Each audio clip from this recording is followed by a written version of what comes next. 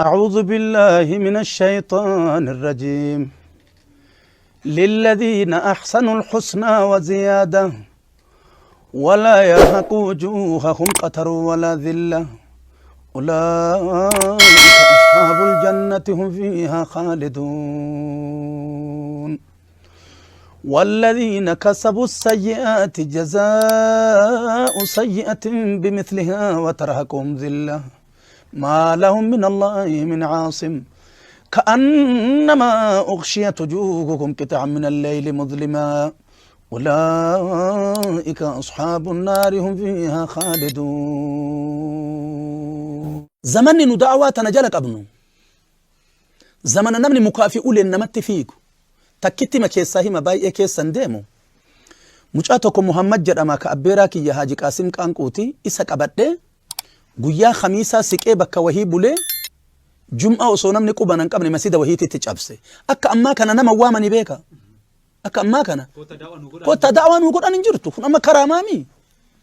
kun karaamaami bara karaamaan jirre kun ka tumameet ka ilkaan cabeet ka mataan falaxameet sen gizee muudaa fi fuqraa fi qiyaamaan jiru munkaraanni xawaagiinni yeroo dukkanaati ka'ee dhaqa ganda maqaa guddoo dhahuun barbaadu gandi amma akkas hin jiru narraa qalbiin cabti nama hafe qalbiin harkaa cabti hin jijjiirama guddaa maqaa dhahuu waan hin barbaanneefi gaasara laga dhaqe gaasara laga wayita dhaqu gandi suni gosatti illee natti gala uffatuma adii narratti arganii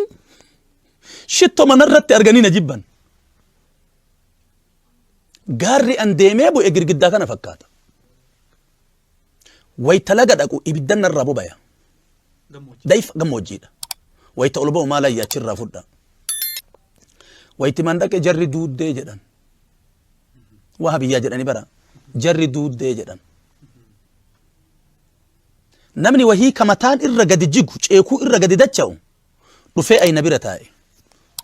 naan jedhe ani nuun tubbanne waan jedhu hin jiru ofii rifadhe akka rabbi na beekutti oytee wahii fidanii waan mukaa wahiiti ibidda kasala kana diimessanii fidanii itti naqan hixaana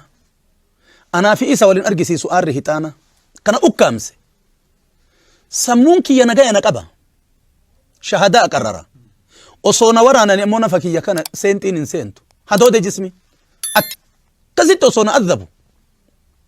osoo akkasin na adhabu osoo na cinqu osoo hixaanni kun dhaamu kaan itti dabalan osoo inni asii na bira awraadu khutbaan gaye adhaanni gaye adhaani garraadha namichi laa ilaaha illa allah jechuu irra wayta inni gaye laa ilaaha illa allah muhammadu rasuulullaahi sallallahu alaihi wasallam wasallim alayhi jamra masjida kana keessatti wasallim alayhi